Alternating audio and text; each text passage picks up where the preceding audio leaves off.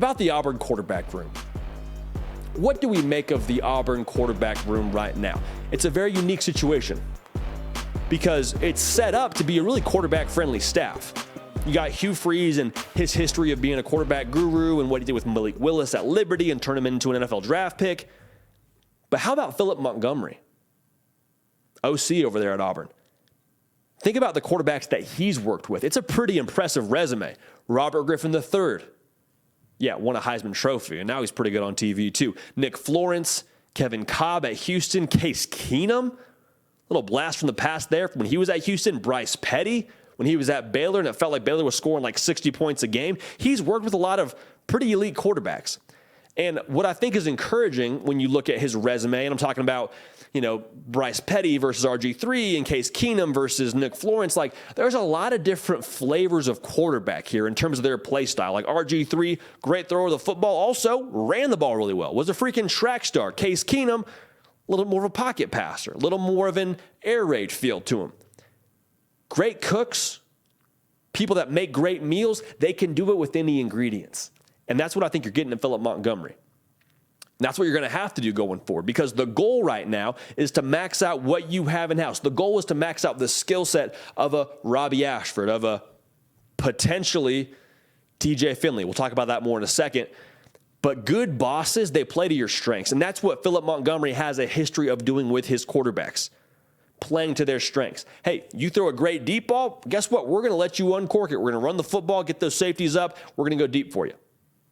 Hey, you're a great athlete. We're going to get you in space and let you do what you do. I'm not trying to put a saddle on a wild horse.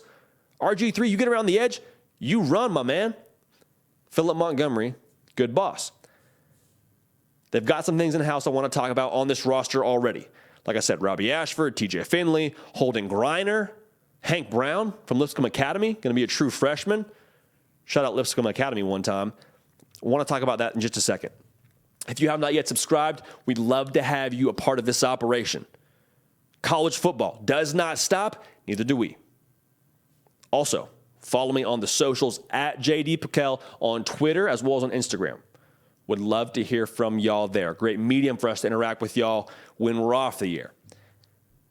So what do you got in the house? Holden Griner, 4-star quarterback, got a red shirt, a lot of talent there, but not really a sample size to go off of from an on-field perspective. Okay, so you got that. You got Hank Brown, who was recruited by Hugh Freeze. They're really high on Hank Brown for what he's going to be in the future, but it's sort of that conversation, the future at Auburn. So right now, I think you look pretty closely at the Robby Ashford and TJ Finley situation. And Robby Ashford, a lot of tools, a lot of talent. Didn't knock it out of the park last year, but maybe in this new system, maybe with this new coaching staff, he flourishes a little bit. It's never been a matter of does he have the ability, it's can he put it together? Can he mesh with the offense and be consistent? He was like sub 50% completion percentage last year. I understand he was hurt. I understand. Some of that is not necessarily fair criticism, but I need you to be efficient. Phillip Montgomery said we need to be efficient distributors of the football. So for Robby Ashford, that's the next step, I think. But I'm excited about what he could be for Auburn with this staff. My attention for this segment, I think, lies with TJ Finley. 12 touchdowns, 10 interceptions on his career at Auburn. Was the starter last year out of camp. And TJ Finley, a lot of ability, like big arm, good athlete, but there's a sample size there. And when people show you who they are, when people tell you who they are, you got to believe them. TJ Finley has shown you who he is at Auburn. He's shown you what he can do at Auburn. I don't know that we need to keep revisiting this. And that sounds a little bit harsh. It probably is a little bit harsh. I'm not here to dunk on TJ Finley, but if you talk about success in 2023, I think you likely see him transferring out after the spring. That's just my feel on it. I would love to be wrong.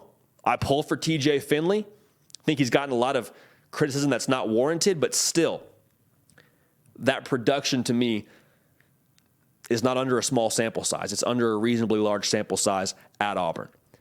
So I think Robby Ashford is who you look to as QB1 through spring going forward. If TJ Finley can push him, great, but the feel is around Auburn that TJ Finley will eventually jump in the portal post-spring. Now, if you remember correctly, the Auburn Tigers also went shopping in the portal as well. There was a feel there for a while that it was going to be Grayson McCall from Coastal Carolina, that he was going to be the guy at Auburn, that he was going to be your quarterback this coming year. And Auburn's already told us how they feel about their quarterback room, for those of y'all that know what I'm talking about. Like going to the portal for a transfer quarterback is a lot like shopping for a fridge, man. You don't just go shop for a fridge for fun. If you see me at Home Depot, you see me at Lowe's, and I'm looking at the fridges, I'm not just looking at the fridges for my own health or because I enjoy just perusing. Same thing with transfer quarterbacks. If you are in the portal, there is smoke around you taking a transfer quarterback, you are there to buy. You are there to take a transfer quarterback because you believe that at home within your program, your fridge, you have questions about.